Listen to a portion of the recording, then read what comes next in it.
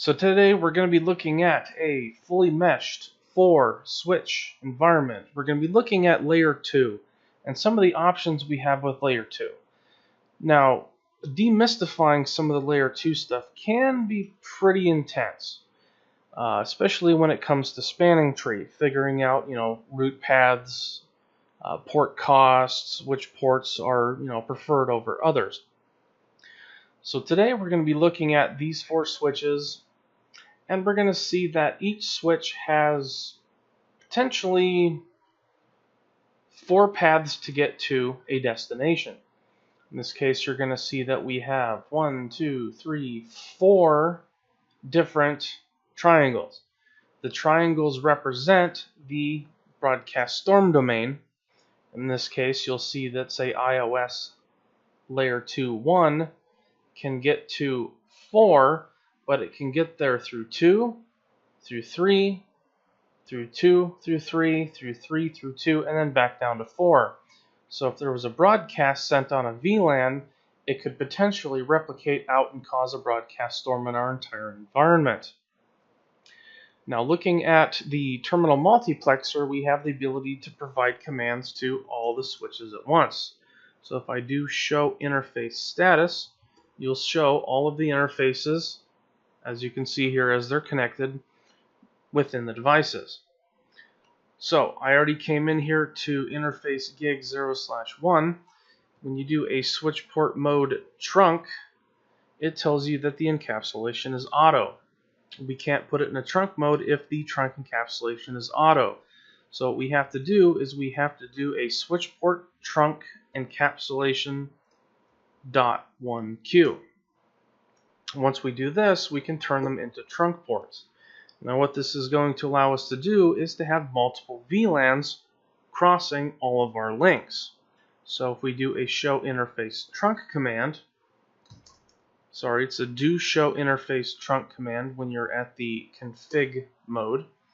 So you'll see here that now we have all of the VLANs 1 through 4094. VLANs allowed is 1 because it's the only one that's active. So if you do show VLANs, no virtual LANs are configured. So in this case, VLAN 1 is the default VLAN, and it's used for spanning tree, CDP communication, things like that. So let's kind of move on from there. If we hit end and do show spanning tree, you're going to see here we get a lot of various information. We'll focus on switch 1. So switch 1, you'll see here that spanning tree for VLAN 1, this bridge is the route. So if we do the same thing, say over here on 3, it says we have a different address for the route, 5E004000, which is the MAC address of switch 1.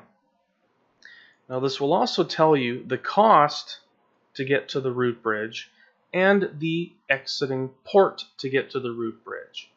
Now in the case of the route bridge itself, you're going to notice that every port is in designated forwarding mode.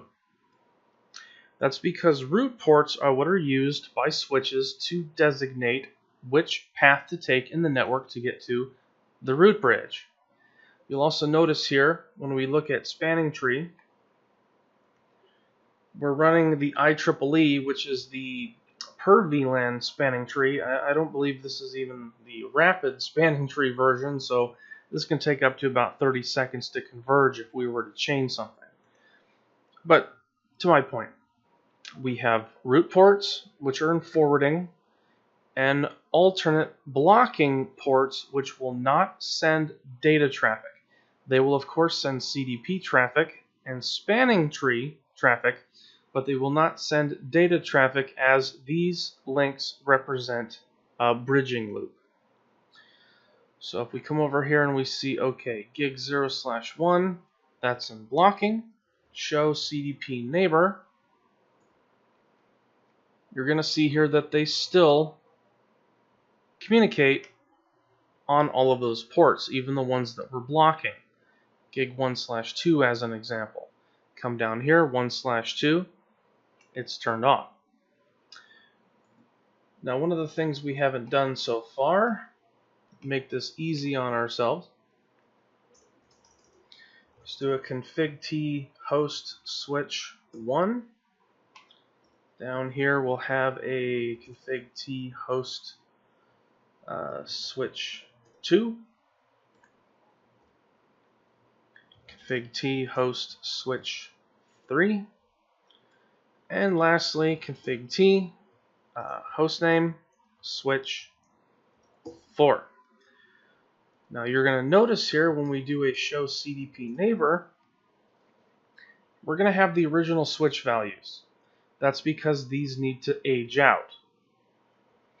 Once it stops receiving CDP messages from certain switch device IDs, these will age out. So let's go up one more. Now we see that they're starting to age out. We have multiple links to switch 2, multiple links to switch 3, and of course switch 4. Once again, that's because I have a full mesh of spanning tree links. Which of course, if you look at the root port, let's go back over here to the multiplexer. Let's do end, show spanning tree, and look at the other ones. So switch 3, cost of 4. Switch 4 also a cost of 4. And switch 2 also a cost of 4. So you'll see here, if we look at our root ports, we have gig 0/0 on iOS L2. And the reason for this is because in one of my other videos I mentioned that the Linux containers create kind of a networking, kind of a virtual networking adapter. So some of these might use the gig 00 interface. So if you see here gig 01, 2, 1, 2, 1, 0, and 3, 0. Now not all of them are doing this. As you can see from the gig 00 interface on switch 3, it is not using the built-in Linux container for the root. Wow, I just messed that up, didn't I? Anyway, yes, they are all using the gig 00 as the root because it's directly connected and it has the cost of 4. Now looking at these other ones, they also have costs of 4. So you might be asking yourself, why is it choosing this gig 00 over the rest when the cost is exactly the same? Well, all switches connect to the root on the lowest root path cost. In this case, it's the directly connected. Now it's using the gig 00. I really don't know why. That's what it chose to do. ... So, root path cost is the same.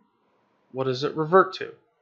In this case, oh, look at that. Priority 128, number is 1. So as switches use the lowest MAC address to determine the root bridge, they also use the lowest cost, or root path cost, the lowest port priority, and of course the lowest switch port number. As you can see, gig 00 is the root because the cost is the same, the priority is the same, but the switch port number is the lowest in the set. So as you can see here, number 1 takes the cake. So let's take an example. Over here on switch 3, let's look at gig 0/1. So if we do a show CDP neighbor, you can specify gig 0/1. This will tell you that switch 1 is indeed the next hop or directly connected neighbor. If we come over here to interface gig 0/1, spanning tree cost, we can turn this to path cost of 1. When you do that, you do a show spanning tree. You notice that gig 0/1 goes into the listening state, but it's also root. So it's not actually forwarding at the moment, but it's listening to traffic.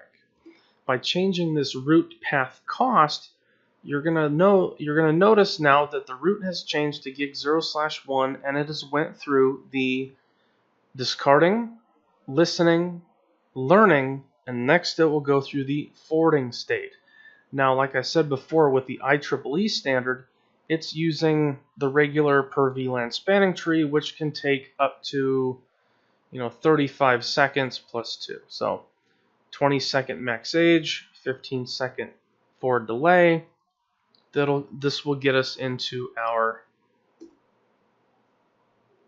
root forwarding state.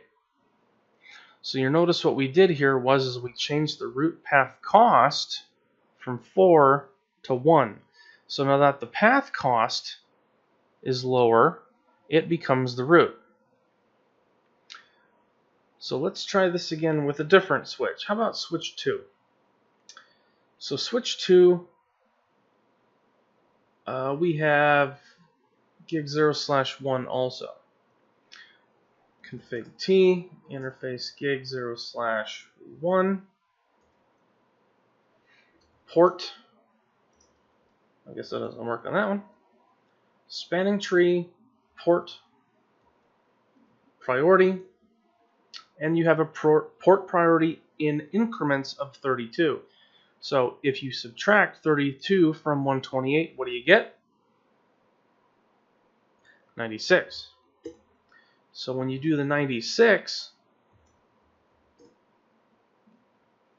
you're going to notice now that gig 0/1 has the same root path cost as gig 0/0, but the priority has changed to 96. What you're also going to notice here is that the gig 0/1 is not overriding. So if we come over here and let's see, config T, interface gig 00, when we do a shutdown, do show spanning tree. Now gig 0/1 is in the root and it's going through the spanning tree process. So let's do a no shutdown now and show spanning tree VLAN ID 1. Show spanning tree VLAN 1, so you don't have the ID on here. Now you're going to notice that it went back to the root on gig 0/0. This should not occur. It might be, an issue with VIRL. I don't know, but when you change the priority to be a lower priority than the other root or more preferred ports, it should take precedence and become a root, kind of like it did when we saw with cost over here on switch 3. Well, I know that was a nice, quick, and really dirty run through, but hopefully this has been informative, and I'll start remaking the videos and getting things a little more correct. It is 2 a.m., so I hope you enjoyed anyway.